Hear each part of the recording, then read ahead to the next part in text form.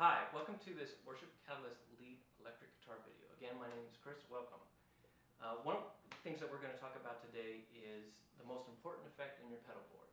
And if you ask a lot of players, what they think their most important pedal is, they may say, oh, it's my delay pedal, or it's my chorus pedal, or it's my wah-wah pedal. But what I'm going to tell you is that the most important pedal that you have in your effects chain is your overdrive and distortion pedal. And the reason why I say that is that if you don't have the right overdrive setting, people know it. If you have way too much overdrive and your guitar is squealing and it's piercing people in their ears and they're just, can't do it.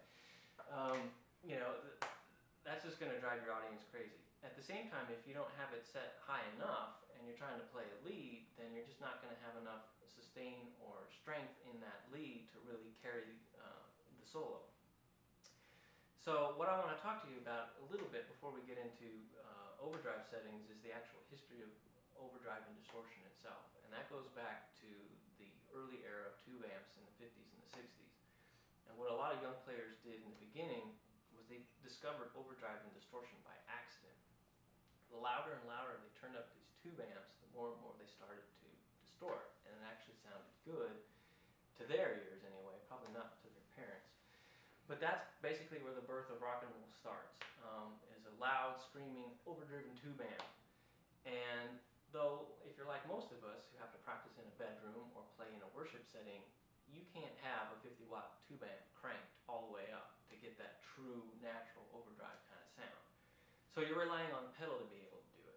And that's the thing, is that whenever you set an overdrive or distortion pedal is that you want to try to replicate that natural tube overdrive sound. And believe it or not, tubes really don't distort all that much. Like we talked about in some of the earlier videos, manufacturers have to make a pedal that has a wide range of setting in it to accommodate lots of different guitars. And chances are, if you're turning up your overdrive past 8, 9, 10, you're probably using too much. So the key thing in setting your overdrive is to get it to where it's just at that point of breakup, because that's where a tube amp naturally distorts. So what you want to be able to do is have it to a setting where if you start playing with a very light pick attack, then you still have a very clean tone. But then if you start playing with a heavier tone, you can hear it. So the pedal is still on, but I have a very light attack. So it still sounds fairly quiet. But then if I start playing louder,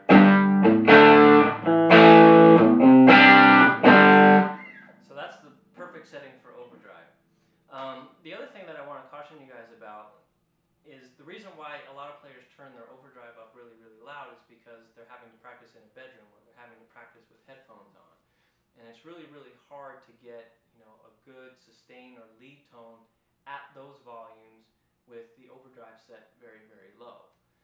Just recognize that when you're practicing at home, that when you get into a live setting and the sound guy then starts having you crank through the house system and your speakers are way up, then you might want to back your overdrive off a little bit, because then you're going to get more of the natural sustain that just comes out from a volume.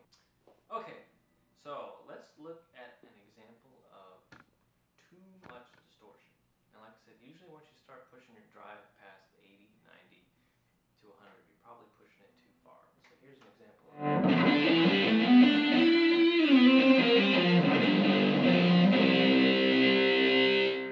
So you can see if that was really cranked at a super high volume, in a PA system, that would probably drive a couple of people in your congregation crazy.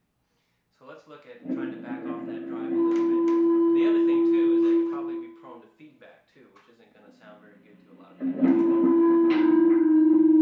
let me start backing that off a little bit until we get to a drive setting. Now, typically what I like to set for a rhythm drive is probably a lot lower than what a lot of people think. I'll usually pick somewhere between 30 and 40, or somewhere around 8 o'clock, 9 o'clock, 10 o'clock on the distortion knob. And start getting a good rhythm tone. So let me back off the gain a little bit too, and then let's see where that sets.